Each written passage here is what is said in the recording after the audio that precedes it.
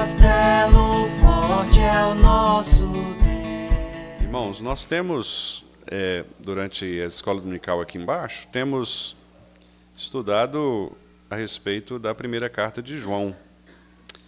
Então eu vou pedir os irmãos para abrirem nessa primeira carta, primeira epístola de João.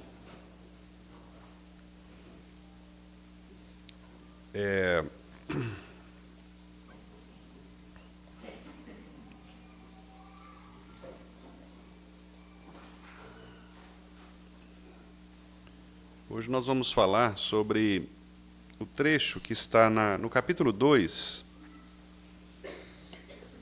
versículos 7 a 11. Primeira carta de João, capítulo 2, a partir do 7. Só fazendo uma ressalva, para os irmãos, alguns desses textos já foram, inclusive, trabalhados aqui. Eu tenho o costume, de, às vezes, usar um mesmo texto, obviamente com uma mesma verdade do texto, mas trazendo, às vezes, abordagens diferentes, aplicações diferentes. Então, muito provavelmente, os irmãos vão se lembrar de algumas coisas que nós já falamos aqui, quer seja em sermão, quer seja em estudo, mas o objetivo é exatamente relembrar alguns princípios, algumas verdades, e a gente retomar numa perspectiva diferente, uma perspectiva específica, do nosso objetivo aqui. Então, os irmãos podem ficar tranquilos que não é que o pastor está perdido aí nos sermões, não, Eu sei que alguns deles têm sido repetidos mesmo. Às vezes a gente repete, fala, será que eu já preguei isso aqui, E prega algumas vezes, Mas não é o caso, não. Aqui eu estou ciente de que é repetido mesmo, mas eu estou fazendo isso com o objetivo de enfocar, de dar ênfase numa determinada parte, do texto. Então, primeira carta de João, capítulo 2, versículos 7 a 11, esse é um trecho muito interessante, irmãos, porque ele está colocado aqui no meio. Se os irmãos derem uma olhada panorâmica, os irmãos vão ver que ele está colocado no meio de dois textos muito significativos. Porque a primeira parte, que é o início do capítulo 2, veja que João começa o texto assim: Filhinhos meus, estas coisas vos escrevo para que não pequeis. Se todavia alguém pecar, temos advogado junto ao Pai, Jesus Cristo, o justo. E aí ele continua, mostrando que nós devemos lutar contra o pecado em nossas vidas. O pecado não é uma coisa natural na vida do crente, Nós não podemos ver o pecado como algo natural, tá certo? Então, nós não podemos usar a justificativa assim, não, mas o ser humano, a gente é pecador mesmo, pastor? A carne é fraca e tal, Então, esses argumentos, eles não valem para a vida cristã. O pecado, ele é sempre pecado e ele é sempre ofensivo para com Deus, e nós devemos lutar contra o pecado sempre. Então, nós não podemos usar a justificativa, a carne é fraca, pastor? O senhor sabe que a gente luta, mas a gente cai. Não, o pecado é pecado sempre, em qualquer situação, e nós precisamos lutar contra ele. Então, João mostra o seguinte, que estas coisas escrevo para que não pequeis. Então, o objetivo da palavra de Deus é nos levar a uma prática de santidade, de não pecado, certo? Agora, se porventura alguém pecar, se todavia alguém pecar, nós temos o recurso de Jesus Cristo, nosso Senhor, que é o mediador, e que nos, como diz ele aí no versículo 2, ele é a propiciação pelos nossos pecados. Então, ele, de fato, veio com esse objetivo de nos salvar, de salvar o seu povo dos pecados deles, de maneira, então, que nós podemos confiar nesse Cristo para nos redimir daquele pecado específico, seja ele qual for. Seja ele qual for, nós vamos encontrar forças em Jesus para lutar contra esse pecado. Claro que a maneira de lutar contra cada pecado pode ser diferente, porque há pecados diferentes, E nós somos pessoas diferentes, então, obviamente, a maneira, o método, né, que você vai utilizar para vencer aquele pecado específico pode diferenciar, mas o fato é que nenhum pecado pode ser vencido sem que Jesus Cristo seja considerado como a solução final, não é, para a luta contra esse pecado. Portanto, qualquer tentativa de não pecar fora da pessoa de Cristo é um problema, porque só Cristo é capaz de nos libertar dos pecados, né? Eu posso tomar remédio, posso fazer terapia, posso fazer pilates, posso fazer caminhada, posso fazer o que você quiser fazer, mas o pecado não se cura com estas coisas. O pecado é pecado e ele só se cura com o arrependimento diante da cruz de Cristo. Só o poder de Jesus para nos libertar de qualquer que seja o pecado, né? Porque são coisas diferentes, né? Uma doença se cura com remédio, mas o pecado se cura com arrependimento e o perdão de Jesus, né?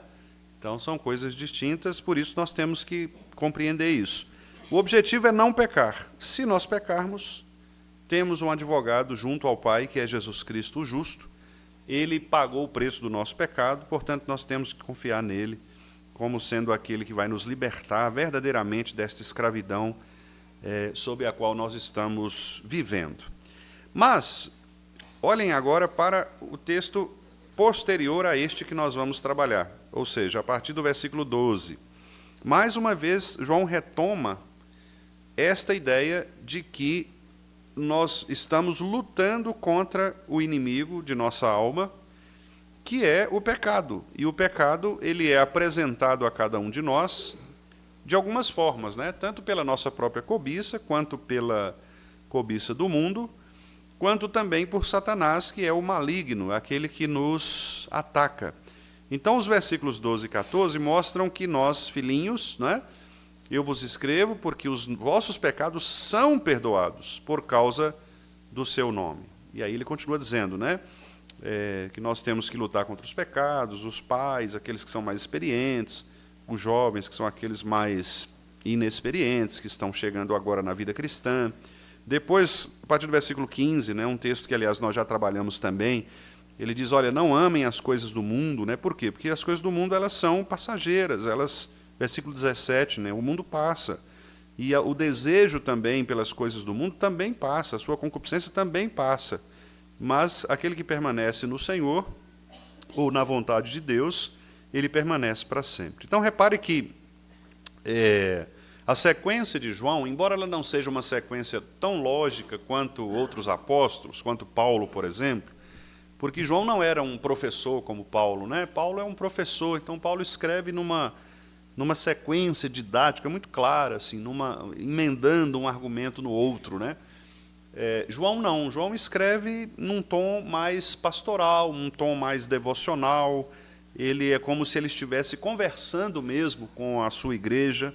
Por isso os textos, né, começam quase sempre com filhinhos, amados, lá no versículo 7, filhinhos de novo no versículo 12, filhinhos de novo no versículo 18, né?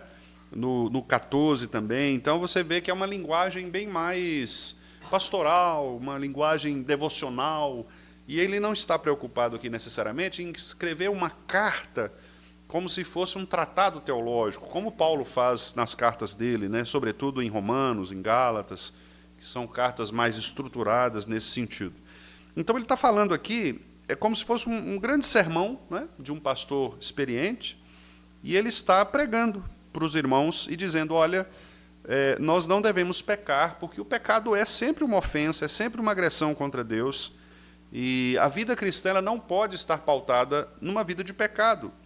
Se nós pecamos, nós estamos demonstrando que não estamos em comunhão com Cristo. Então nós devemos lutar contra o pecado. O pecado é o nosso grande inimigo. Então nós não devemos nos acomodar no pecado e achar que pecar é algo comum do ser humano regenerado, então isso nos daria uma espécie de justificativa, né? Não, eu peco porque eu sou humano e todo ser humano peca, eu peco porque a carne me leva a isso, eu peco por isso, por isso, por isso. Não, nós não devemos dar justificativas, desculpas para o pecado. Nós devemos, ao contrário disso, lutar contra o pecado continuamente. E nós devemos saber que, nessa nossa luta contra o pecado, nós temos o maior aliado de nossas almas, que é Jesus Cristo. Se, por um lado, nós temos o maior inimigo de nossas almas, que ele lista aqui, lá no versículo 16, né? Como sendo a concupiscência da carne, a concupiscência dos olhos e a soberba da vida, são três aspectos que, aliás, nós já tratamos aqui, né? O que é a concupiscência da carne? É a cobiça pelos desejos, pelos prazeres do corpo. Tudo aquilo que traz prazer ao corpo pode se tornar um pecado. Um pecado, né? A gente sempre pensa em coisas muito exageradas, né? Por exemplo, a gente pensa no sexo, a gente pensa, às vezes, nos vícios, como bebida, não é? Por exemplo, mas há outras coisas que são prazeres do corpo, como, por exemplo, a comida, como, por exemplo, o sono, né? O sono. Então, dormir demais, além da conta, né? E, com isso, prejudicar a sua família, por exemplo. Uma pessoa que dorme, não trabalha, que vive, não é? Pode ser um pecado, pode ser um problema. Talvez ela esteja vivendo uma concupiscência da carne, ou seja, ela está tentando satisfazer um prazer do seu corpo, e isso tem trazido, tem se tornado, né, um pecado na vida daquela pessoa, tanto que aquilo tem sido um problema para ela e para a sua família, por exemplo. Então, qualquer desejo do corpo que seja desordenado, né, que extrapole o equilíbrio natural das coisas. Concupiscência dos olhos, que são os desejos mesmo daquilo que nós cobiçamos pelo que vemos, né? E Jesus ilustrou isso, por exemplo, quando ele tratou da questão do adultério, né? Embora não seja somente isso, obviamente, mas tudo aquilo que se refere à maneira como nós olhamos e interpretamos as coisas pode ser um pecado, né? Por exemplo, quando nós fazemos um falso juízo de alguém. Jesus nos advertiu, nós lemos agora há pouco aqui no Evangelho, Jesus dizendo, não julguem, para que vocês também não sejam julgados. Aí tem gente que acha, então a gente não pode julgar. Não, o juízo que Jesus condena ali é o juízo sem fundamento, é o juízo que ele chama de temerário, né?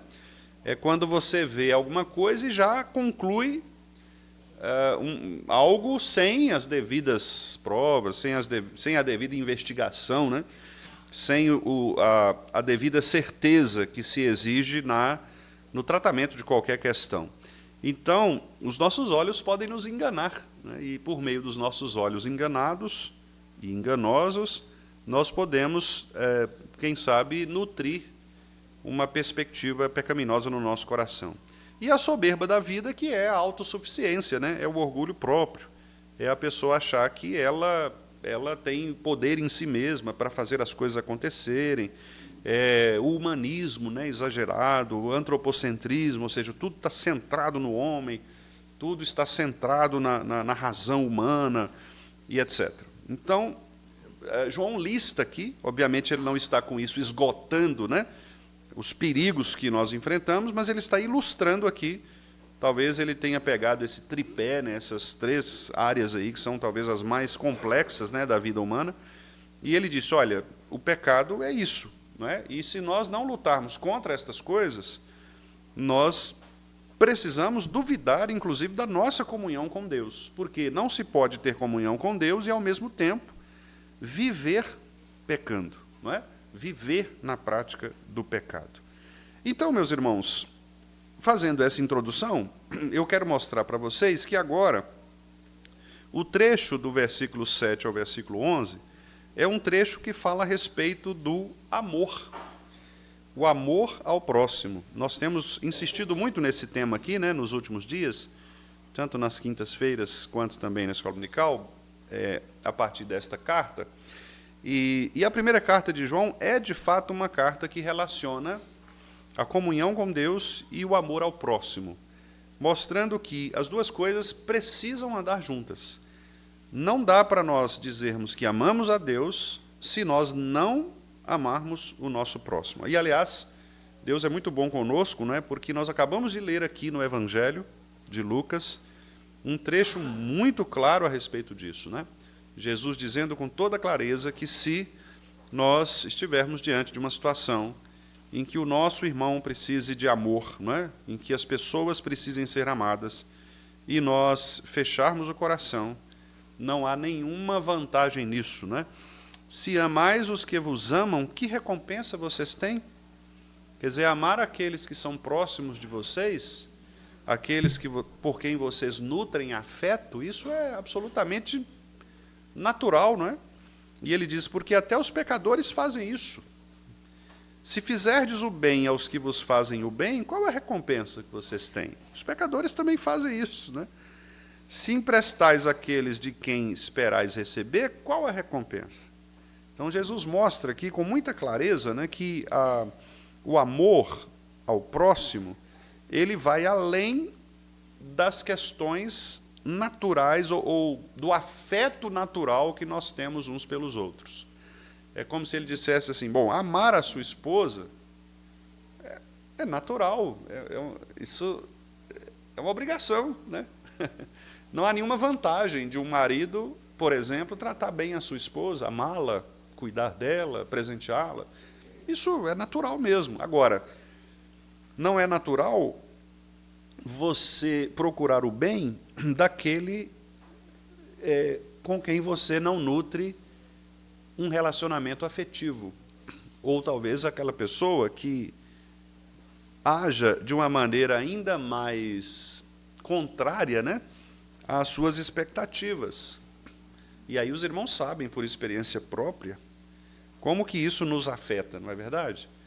Porque, de fato, nós temos um relacionamento muito mais tranquilo, muito mais natural com aquelas pessoas que são próximas de nós, aquelas pessoas de quem nós gostamos. Isso é muito óbvio. Mas Jesus está dizendo, olha, e aquelas pessoas que te causam o mal ou que, porventura, elas não caminham juntamente com você, como que você age em relação a essas pessoas, né? E aqui ele nomeia, inclusive, chamando essas pessoas de inimigas, né? Inimigo aqui, meus irmãos, tem muito a ver, não com uma questão necessariamente pessoal, mas aqui inimizade, como Jesus está colocando, no contexto, indica muito mais uma inimizade com o cristianismo. Então, às vezes a gente aplica o texto, né, muito mais no sentido pessoal, assim, de uma pessoa que é sua inimiga por uma razão pessoal, não é? Sei lá, ela não gosta de você, vocês brigaram e tal, e ela se torna sua inimiga. Não é nesse sentido que o texto traz aqui, não é no sentido pessoal, é no sentido muito mais ligado à opção que você fez, né, por seguir a Jesus, pelo cristianismo. Então, você sendo um cristão, naturalmente você atrai inimizades, você atrai inimigos. Por que você atrai inimigos? Porque a sua fé agora é uma fé não compartilhada, né? Você não compartilha da mesma fé que aquelas pessoas. Então, a tendência é você atrair contra você inimizades. As pessoas elas vão se opor ao seu evangelho, se opor ao seu novo estilo de vida, se opor aos seus princípios. Então, naturalmente, você se torna agora, usando, né, um outro texto, em que a Bíblia diz que aquele que se faz amigo de Deus, ele se torna inimigo do mundo, né? Então, essa é a ideia, quer dizer, quando você se torna amigo de Cristo, você se torna inimigo do mundo. E, ao se tornar inimigo do mundo, você atrai contra você a inimizade daqueles que professam as ideologias do mundo. Então, é nesse sentido que Jesus está dizendo. E como que Jesus está dizendo aqui que nós devemos amar estes inimigos? O que significa, né, amar esses inimigos? Também não significa aqui nós, em algum momento, termos alguma relação afetiva com essas pessoas. Jesus não está querendo dizer que nós temos que nos tornar amigos próximos dessas pessoas. O que Jesus está querendo dizer é o seguinte: quando esta pessoa, em algum momento, por alguma razão, necessitar, carecer de algo, e você puder ali, não é, estar diante daquela pessoa e oferecer a ela a solução, este algo, você deve fazê-lo, né? Então, ilustrando, seria como se fosse o seguinte: você tem uma pessoa, um inimigo da fé, que é um vizinho seu, por exemplo.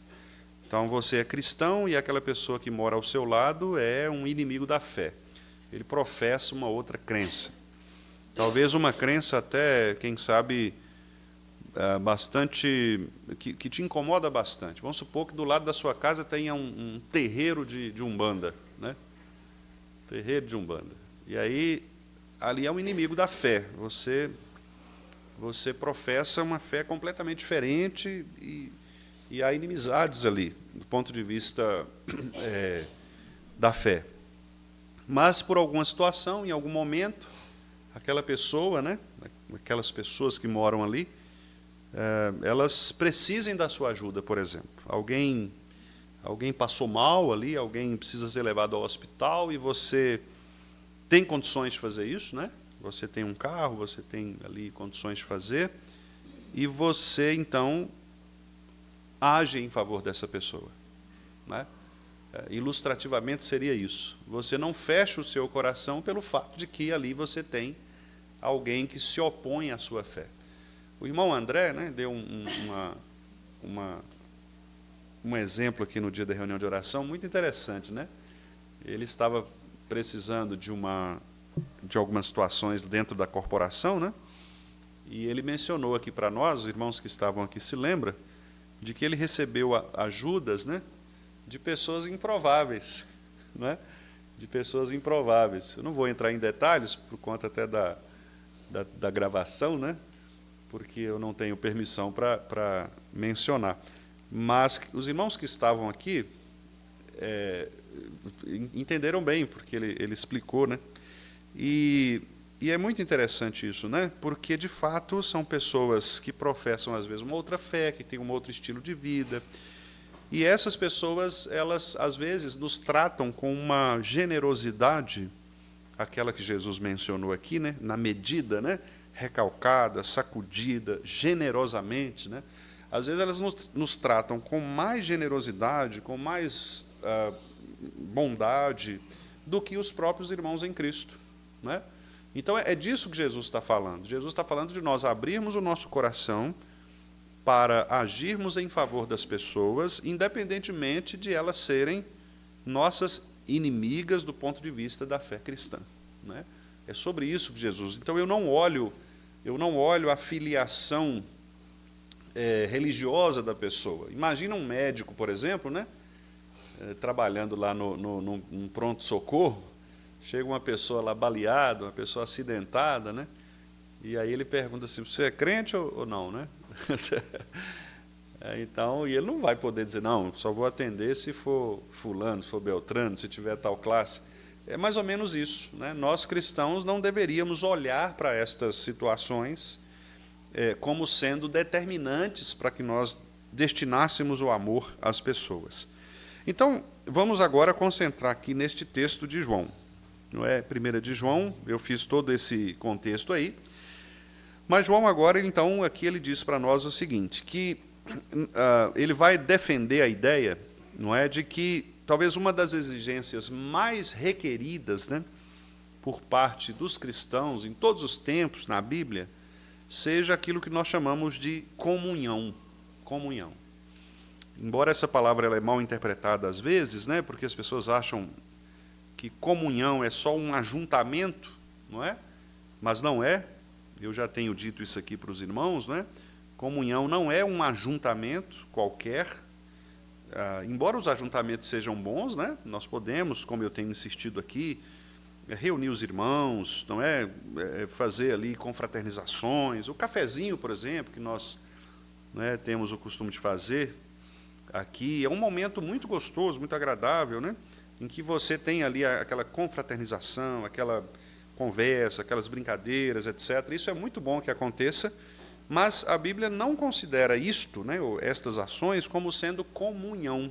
A comunhão de que a Bíblia fala é uma comunhão em torno de atos culticos, ou seja, é o momento em que os crentes estão reunidos em torno da palavra de Deus para estudá-la e para participarem juntos dos sacramentos. Então, a verdadeira comunhão da igreja cristã, ela é celebrada no culto a Deus, quando nós estamos diante da mesa do Senhor, com os elementos postos, e nós estamos diante da palavra e diante dos elementos, nós ouvimos a palavra, dizemos amém à palavra que ouvimos, e tomamos juntos da ceia do Senhor. Esta é a verdadeira comunhão de que a Bíblia fala. Então, quando a Bíblia fala que não pode haver comunhão entre luz e trevas, por exemplo, a Bíblia está falando de que não há como você praticar um ato de adoração a Deus dividido, né, com dois tipos de sentimentos ou de maneiras de viver. Né? Você não pode, por exemplo, ser um pecador não arrependido e participar da mesa da comunhão. Você não pode ser um pecador não arrependido e fazer parte da igreja. Não dá para conciliar essas coisas. Exatamente porque a comunhão ela se dá nesse ato cultico, né? Nesse ato de celebração, ato de adoração a Deus.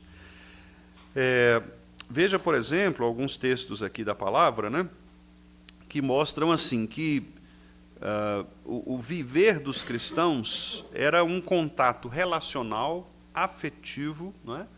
E que tinha a ver exatamente com este aspecto cultico. Vamos pegar aqui só os textos de Atos dos Apóstolos. Por exemplo, Atos 2,42, e perseveravam na doutrina dos apóstolos e na comunhão, no partir do pão e nas orações. Então, repare que comunhão aqui está incluído, né, neste ato cultico, que é doutrina dos apóstolos. Então, eles eram doutrinariamente firmes. Partir do pão, que é exatamente a ceia do Senhor, e as orações. Então, partir o pão, orar e estar na doutrina é uma demonstração de um ato cultico. Em outras palavras, é a pregação da palavra, que é a doutrina dos apóstolos, o partir do pão, que é a ceia, e a oração, que são os elementos de culto. A comunhão está envolvida aí, né? Então, ou seja, a comunhão ela é parte do culto. Também Atos 42, 44 diz: todos os que creram estavam juntos e tinham tudo em comum. Isso é um texto que favorece uma má interpretação muito grande, né? Porque quando diz aqui tinham tudo em comum, fica parecendo que eles dividiam tudo, né? Dividiam tudo e era tudo como se fosse uma comunidade, assim, tipo aquelas comunidades judaicas, né, chamadas kibbutz. Não sei se os irmãos já viram, né? Os kibbutz judaicos são pequenas fazendas, né, em que todo mundo mora ali junto, tudo compartilha a mesma coisa. Não é esse tipo de comunidade que o texto está dizendo. Veja que o que abre o texto é todos os que creram. Então, o crer em Jesus é o fator fundamental para que alguém estabeleça comunhão com outro. Os que creram estavam juntos. Juntos onde? Na doutrina dos apóstolos, na comunhão, no partir do pão e nas orações. Eles estavam juntos no mesmo propósito cultico, de adoração.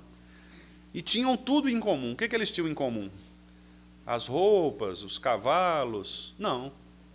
A mesma fé. A mesma fé e o mesmo culto. Isso era o tudo, que era a doutrina dos apóstolos, o partir do pão e as orações. Também em 42, 46, diz assim: diariamente perseveravam unânimes no templo. Partiam o pão de casa em casa e tomavam as suas refeições com alegria e singeleza de coração. Então, repare que, mais uma vez, a comunidade, a comunhão, ela está em torno da unanimidade no templo. Ou seja, eles saíam de suas casas, se encontravam num determinado lugar, que hoje para nós é a igreja, né? Esse espaço aqui, e eles, então, nesse espaço, o que eles faziam? Eles perseveravam na doutrina, ou seja, no estudo da palavra, eles partiam o pão, que é a ceia do Senhor, e eles oravam. Então, é o culto a Deus. O culto é o lugar de comunhão. Partiam o pão de casa em casa, né? Nós podemos interpretar aqui como exatamente esta preocupação que eles tinham de cuidar uns dos outros. Não é? A ideia de partir o pão de casa em casa é de maneira que não havia falta entre aqueles que pertenciam à igreja cristã, porque eles tinham em comum a ideia de cuidar uns dos outros, que, aliás, era um mandamento de Jesus. Se vir o seu irmão ter necessidade, não abrir o coração e tal, não é? Que João vai replicar aqui, inclusive. Depois, um pouco antes aqui, Atos 4:32 diz assim: da multidão dos que creram era o coração e a alma. É o propósito, não é? A mesma fé. Da multidão dos que creram, vários creram, mas era um só coração e uma só alma. Quer dizer, o que o texto está querendo dizer com isso? Que eles tinham um único propósito. Um único propósito. Não é? Claro que eles não compartilhavam um só coração para todo mundo, né? Mas era o propósito único. Atos 9:31, a igreja, na verdade, tinha paz por toda a Judéia, Galiléia e Samaria, edificando-se e caminhando no temor do Senhor e no conforto do Espírito Santo, crescia em número. Olha que interessante. Então, o que eu quero chamar a atenção aqui para edificando-se e caminhando, né? Então, a igreja, ela se edifica. Como que ela se edifica? A partir da comunhão dos santos. À medida que nós nos reunimos para estudar a doutrina dos apóstolos, partir a ceia do Senhor e orar, nós estamos nos edificando na doutrina. Por isso que a ausência aos cultos, ela é extremamente prejudicial para o crente, individualmente. Porque, à medida que você se ausenta do culto, você está se ausentando da comunhão. E é por isso que a Igreja Presbiteriana do Brasil, no seu código de disciplina, ela prevê isto, né? Uma pessoa que se ausenta, ela se torna uma pessoa passível de ser colocada, por exemplo, num rol separado, à parte. Por quê? Ora, porque ausentar-se do culto a Deus é uma demonstração de que você não está no mesmo propósito. Você não tem um mesmo coração, uma mesma alma. Você não tem esta perseverança unânime de partir o pão, de estar diante da doutrina dos apóstolos. Percebe? Então, essa é a comunhão, meus irmãos, de que o texto bíblico nos diz. Então, nós vemos também no apóstolo Paulo, né, essa necessidade de comunhão, essa ênfase na comunhão.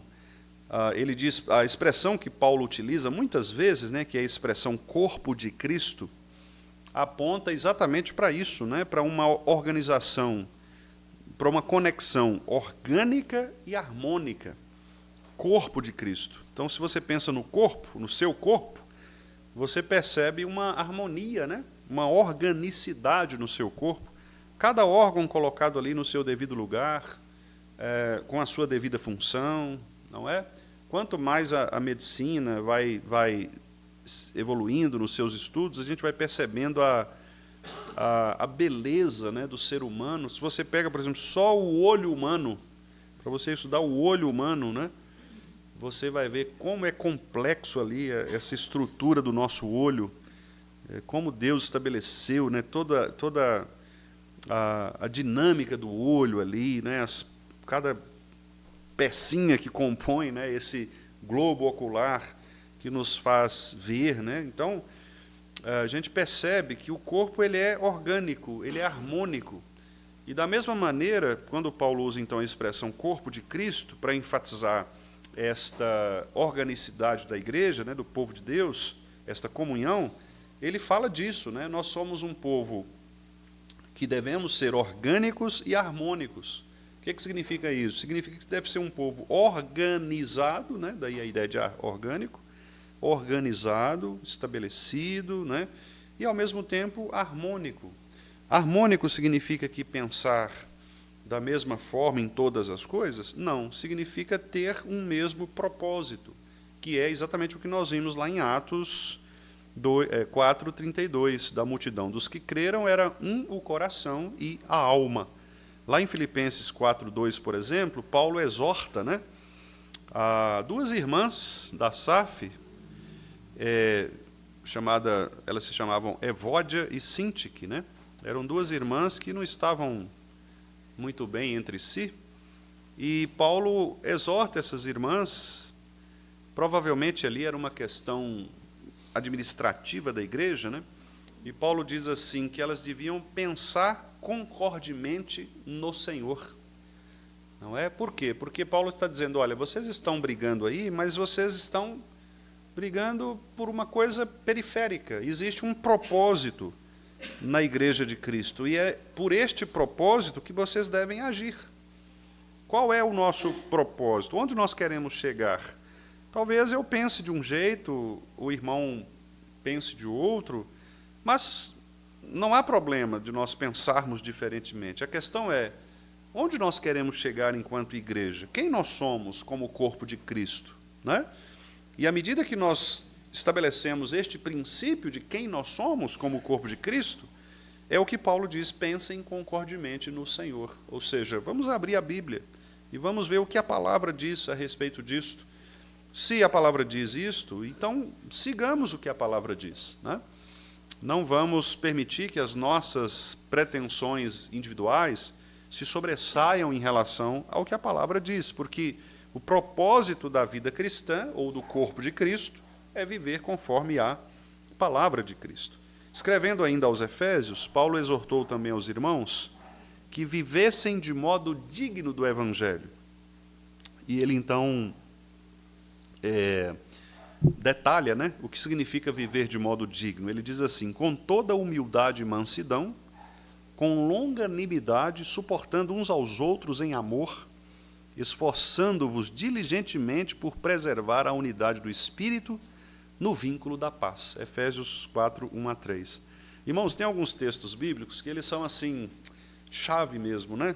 Claro que toda a Escritura é inspirada, obviamente Deus nos fala, às vezes, por textos que nós menos esperamos, né? Deus nos fala, mas alguns são muito chave mesmo, muito específicos, né? Esse aqui, por exemplo, eu fico pensando, e eu estou pensando em mim mesmo, né? E sugiro a que os irmãos pensem também, cada um em si mesmo. Porque, veja, o texto é muito completo, né? Muito complexo, inclusive. Nós devemos viver com humildade, devemos ser mansos, devemos ser longânimos, devemos suportar uns aos outros e devemos nos esforçar por preservar a unidade da igreja. É muita coisa, né? É muita coisa. Você fala assim, eu não sou capaz de fazer isso aqui. Já começa com humildade, que é uma coisa, é um negócio que vai bem no fundo do coração, né? Porque se tem uma coisa que nós não somos naturalmente, é humildes. Porque a soberba de Adão, ela foi transmitida para nós. Então, humildade é um negócio dificílimo, né? Nós somos orgulhosos por natureza. É aquele negócio de pisar no calo, né? Você pode falar o que você quiser, você pode brigar o que você quiser, mas colocou o dedo na minha ferida, né? Pisou no meu calo, a coisa... Nós somos assim por natureza, né? Mas nós devemos lutar contra isso. A humildade é exatamente essa condição de você se colocar no pó, né? Se colocar no chão. E talvez de maneira bem prática seria fazer aquilo que Paulo diz em Efésios mesmo, que é sujeitando-nos uns aos outros no temor de Cristo. Quando eu me sujeito ao meu irmão, eu demonstro a minha humildade. E o que é sujeitar ao irmão? É você, como disse Jesus aqui, né, no texto que nós lemos em Lucas, é você dar a outra face, né? Se te baterem, você não reage com a mesma intensidade, que, aliás, é o sentido de mansidão. Ser manso não é ser sonso, né? Ser manso é você suportar a injustiça em favor de um propósito maior. Você sabe que foi injustiçado, você sabe que foi ferido, você sabe que foi ofendido, mas você não reage na mesma intensidade, você não reage na mesma moeda. Isso é fácil? Claro que não. Mas é um fruto do Espírito, né? É um fruto do Espírito. Paulo diz lá em Gálatas, fruto do Espírito inclui a mansidão, inclui a longanimidade. Longanimidade é um ânimo, ou seja, uma disposição longa. Uma pessoa longânima é uma pessoa que não desiste fácil. Ela persevera. Então, assim, a pessoa te ofendeu uma vez. Você não desiste dela, você continua caminhando com ela. Te ofendeu duas. você não desiste. 3, não desiste. 4, não desiste. 427, não desiste. Entendeu? 1726, não desiste. Esse é o longânimo, não é? Imagina se Jesus desistisse de nós, tivesse uma contabilidade de pecado, né?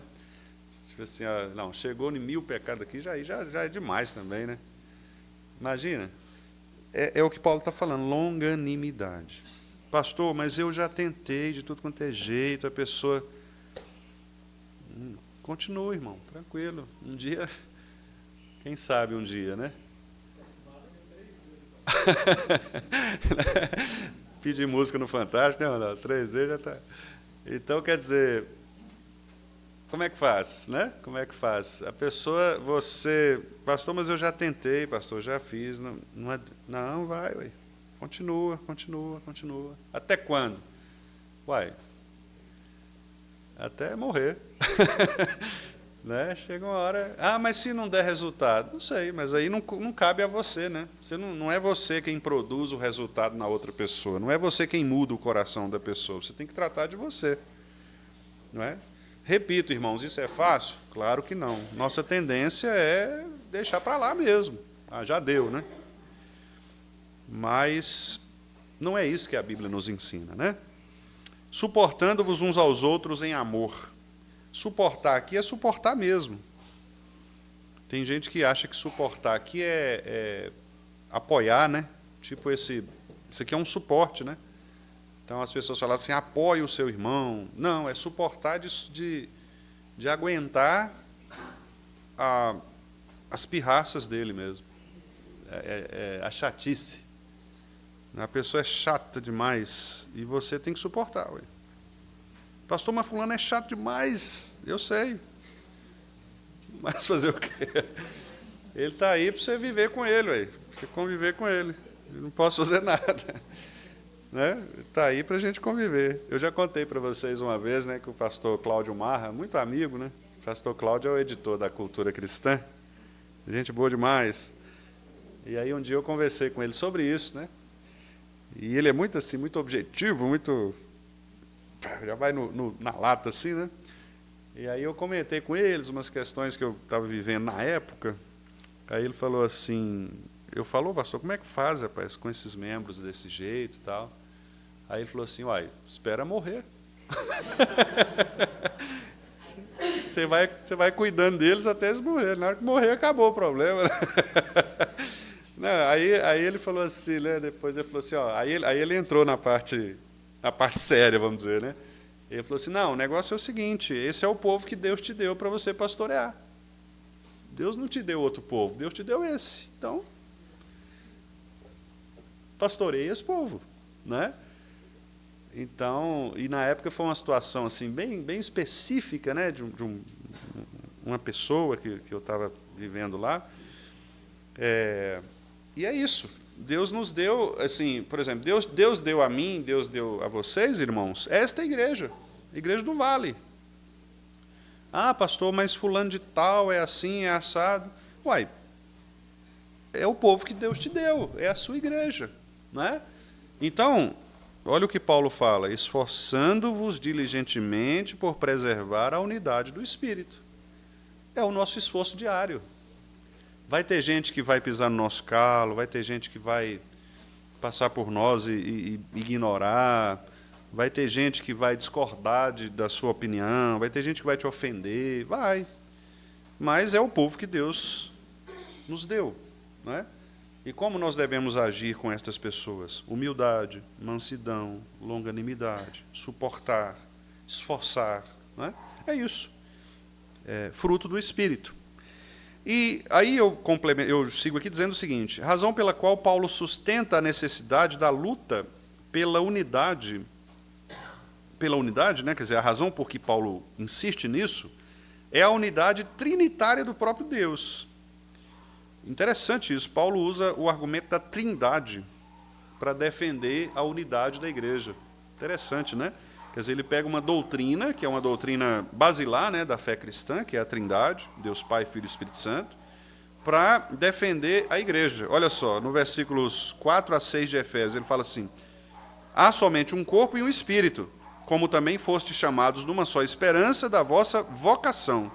Há um só Senhor, uma só fé, um só batismo, um só Deus, Pai de todos, o qual é sobre todos, age por meio de todos e está em todos. Então é como se ele dissesse assim: olha, se você quer discordar do fato de que a igreja deve viver em comunhão uns com os outros, então você discorda da própria doutrina da Trindade, não é?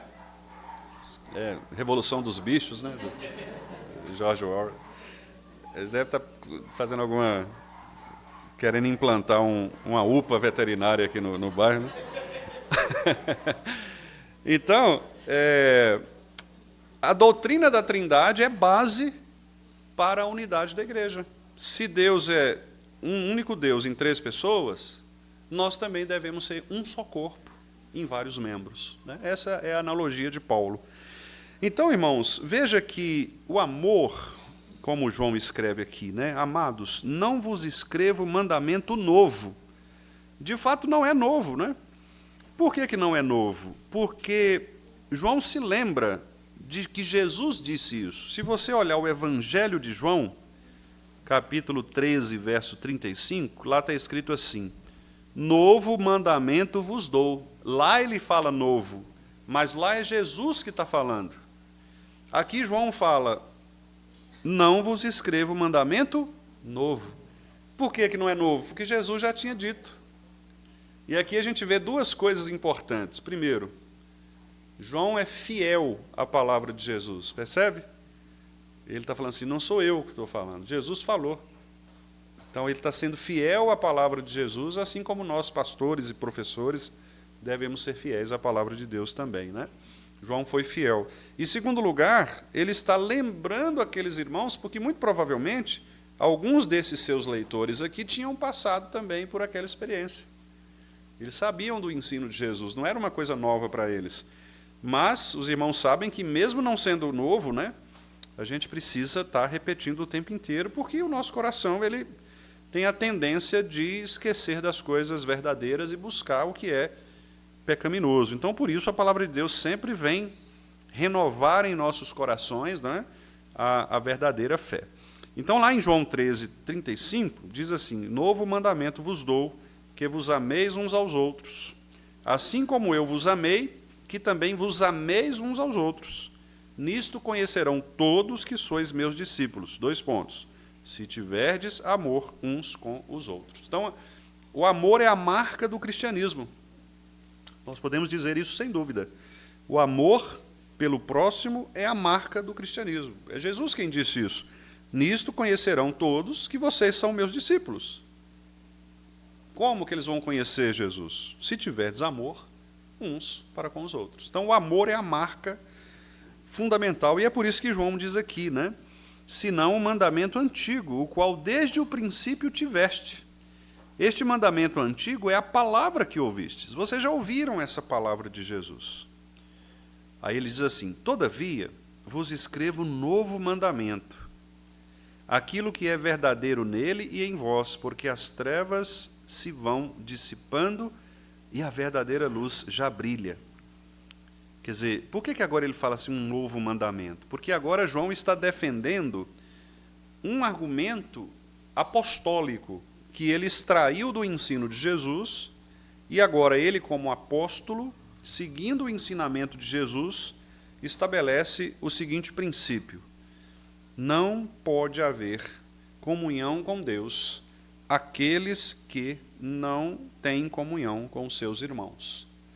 A comunhão com os irmãos, ou seja, no culto a Deus, lembra que nós estamos falando de comunhão nesse sentido.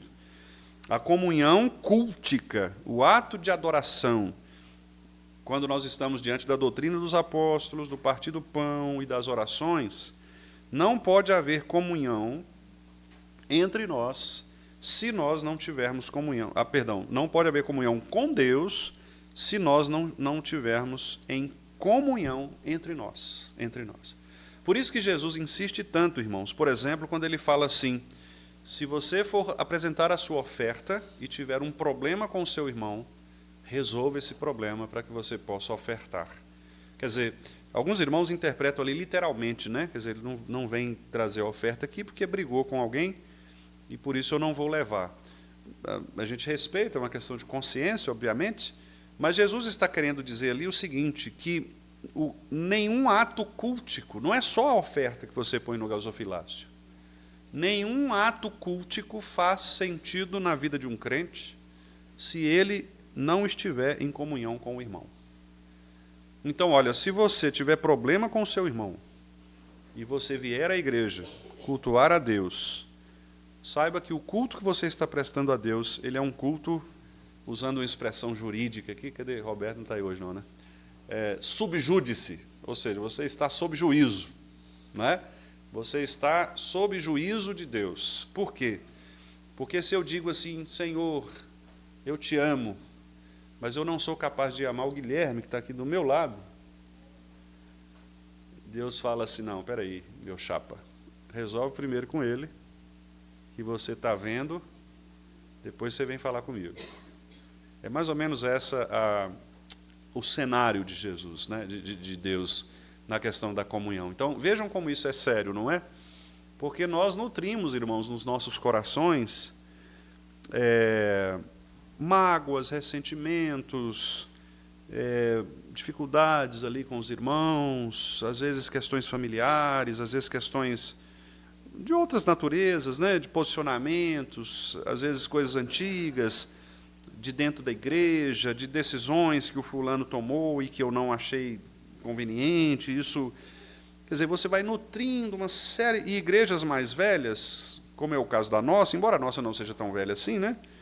Mas igrejas, a nossa já é uma igreja madura, então, muito provavelmente, né, esses problemas eles acontecem. Quanto mais a igreja vai amadurecendo, e pessoas amadurecendo no sentido de envelhecendo, né, ou tendo muitos anos de existência, é natural que as histórias aconteçam, que as histórias apareçam. E eu estou começando aqui o meu 3º ano e ainda não sei de quase nada, né? Sei de muita coisa, porque os irmãos vão comentando, às vezes aconselhamentos, as pessoas vão mencionando situações do passado, o que aconteceu lá atrás, etc. O próprio conselho, às vezes, né, os presbíteros, quando vamos tratar de algumas questões, relembram aspectos também do passado que precisam ser tratados. Então, quanto maior a complexidade da convivência, dos núcleos familiares, etc., naturalmente os problemas vão surgindo também. E por isso é que nós precisamos lutar contra essa tendência, não é? Porque se nós formos basear o nosso relacionamento cultico nestas coisas, nós poderemos estar oferecendo um culto a Deus que Ele não aprova. Então, não é só a oferta, o dinheiro, né, no gasofilácio, é a oferta cultica, é o meu coração. Quando eu venho, saio da minha casa para vir aqui, oferecer a Deus um culto, mas eu tenho problemas com o meu irmão, isso atrapalha a minha comunhão com Deus, não é? E não só a minha comunhão individualmente, mas a comunhão da igreja. Porque lembra que nós somos um corpo, né? Somos um corpo. Então, é por isso que João insiste tanto nessa ideia de que esse mandamento novo que ele vai apresentar é um mandamento que foi trazido por Jesus, mas que agora precisa ser vivenciado. Eu escrevi aqui o seguinte, olha, a novidade apresentada por João é que se alguém disser que ama a Deus, mas não ama seu irmão, esse é mentiroso. João fala isso, né? Ele usa essa expressão, é mentiroso. E o verdadeiro amor não existe nele, nessa pessoa. João está lidando aqui com pessoas que estavam negando a humanidade de Jesus Cristo e a verdadeira sensibilidade e piedade cristãs, substituindo por outros tipos de ideias, né, de que o amor não é uma consequência de um relacionamento espiritual. Eu cito aqui um comentarista bíblico chamado Simon Kistemaker, e eu digo aqui o seguinte, que ele fez uma forte declaração sobre a relação entre a pregação do Evangelho, crescimento de igreja e prática de comunhão no amor. São três coisas, né? Pregação do Evangelho, o crescimento da igreja e a comunhão entre os irmãos. Ele diz aqui, ó, atualmente, esse texto dele foi escrito em 1990, né? Então, é um atualmente que já está lá atrás, mas vocês vão ver como que ele se aplica hoje, né? Ele fala assim, atualmente, as igrejas cristãs de alguns países estão passando por uma fase de crescimento fenomenal. Pessoas estão sendo batizadas aos milhares. Novas igrejas estão sendo abertas por toda parte, e a chama do Evangelho está se espalhando como no século I, de pessoa em pessoa, de região em região. Os líderes da igreja estão calculando e fazendo previsões de projetos para o futuro.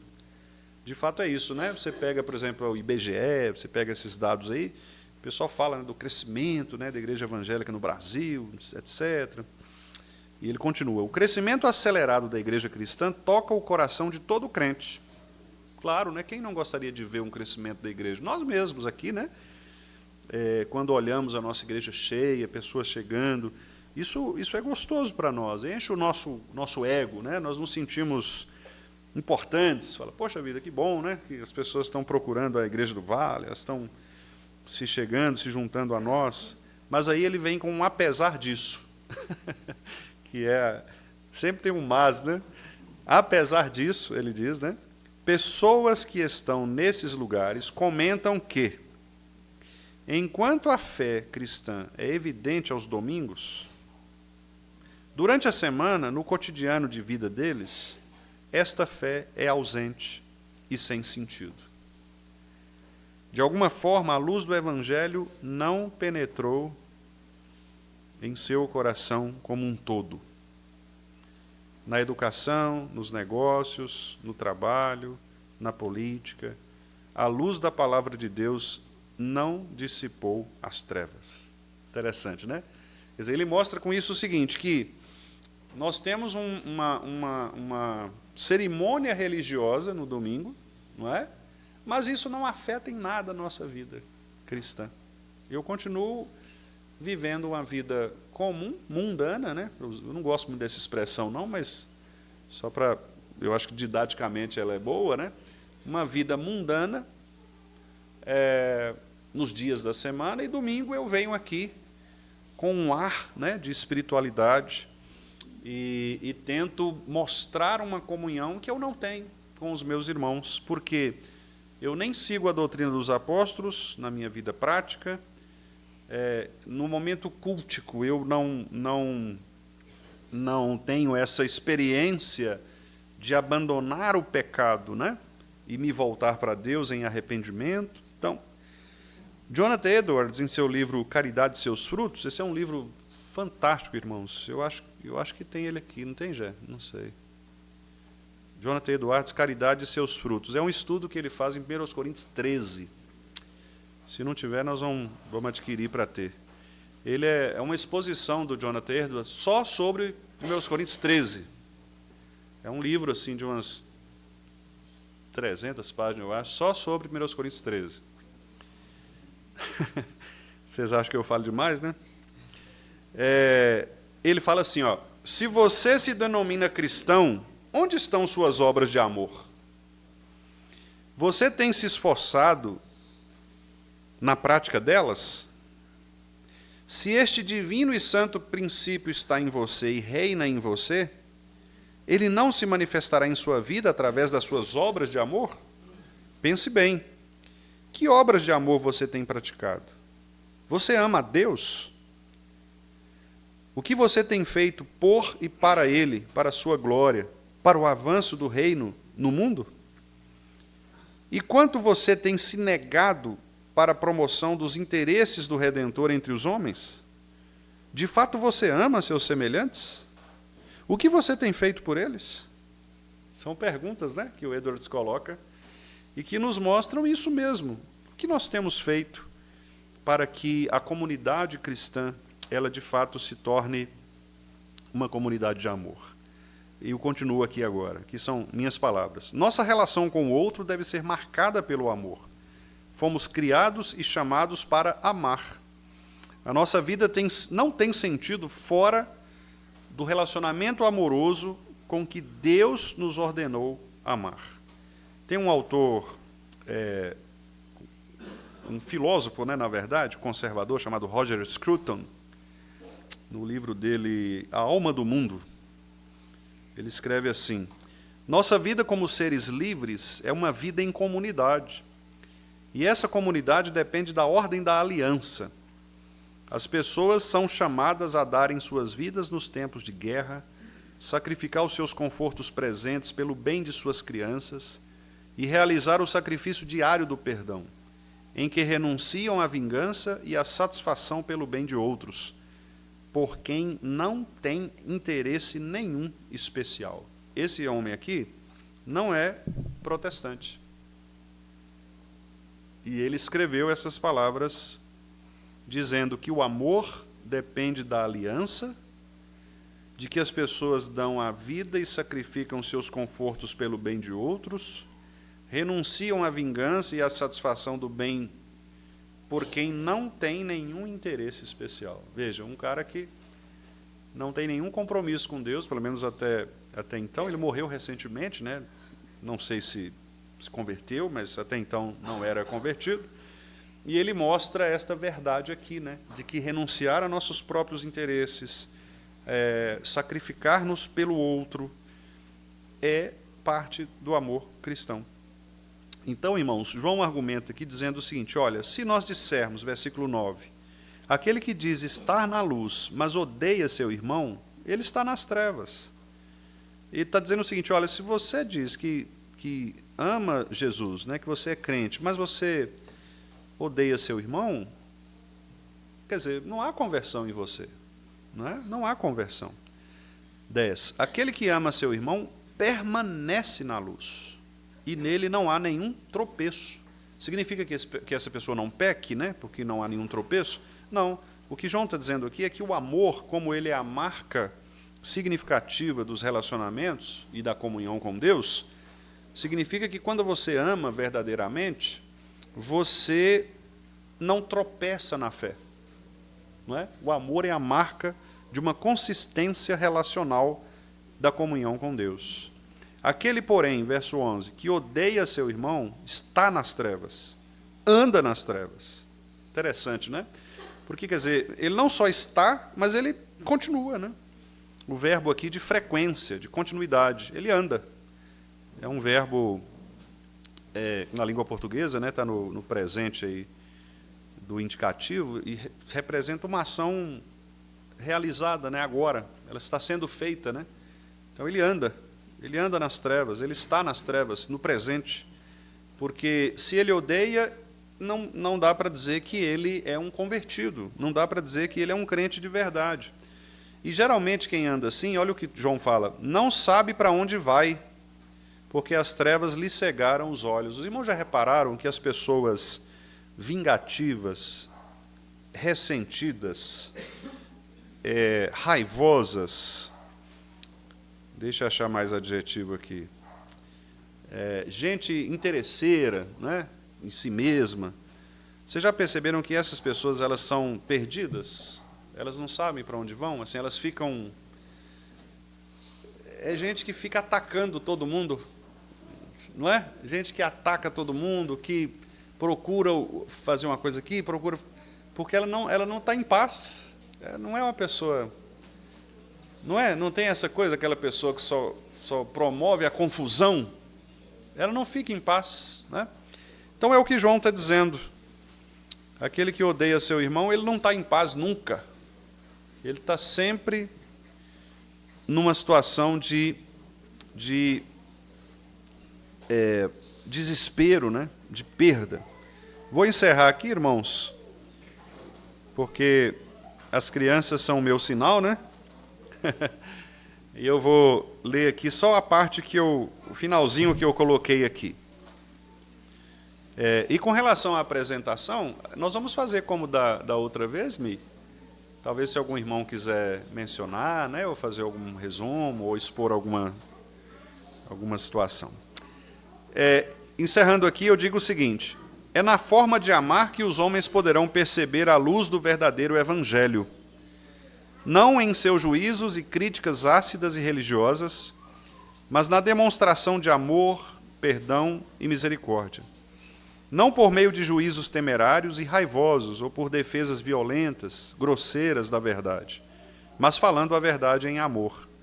O amor não se faz com rebeldia, dureza, violência. Nossos atos e palavras devem ser luz e brilhar. Elas devem refletir o caráter de Jesus Cristo, misericordioso, gracioso, benigno, compassivo e longânimo. Amar ao próximo é permanecer nessa verdadeira luz que é Cristo e evitar o tropeço. Se alguém odeia ao próximo, ele está em trevas, ele permanece em trevas. Nunca esteve de verdade na luz. O desamor, portanto, é um atestado de não conversão, nas palavras de João. Então, que Deus nos ajude, que Deus nos dê graça, irmãos, para lutarmos contra nossas inclinações pecaminosas que nos fazem cultivar o desamor, o ressentimento, a mágoa, todos esses sentimentos, que destroem aquilo que João nos diz, que é esta relação entre a crença que nós temos em Deus e a comunhão que nós temos com os nossos irmãos, lembrando desta comunhão cultica. Quando você vier hoje à noite adorar o Senhor e entregar ao Senhor a sua oferta, quer seja por cânticos, quer seja por orações, quer seja pelos recursos monetários, que você se lembre disso. Eu não posso oferecer a Deus estas coisas se no meu coração eu nutro ressentimentos, mágoas, falta de perdão em relação aos meus irmãos. Que Deus nos dê graça e nos capacite, para que o perdão seja algo das nossas vidas. E insisto com isso dizendo, não é fácil, mas a mesma graça que nos salvou é a graça que nos capacita para estas coisas,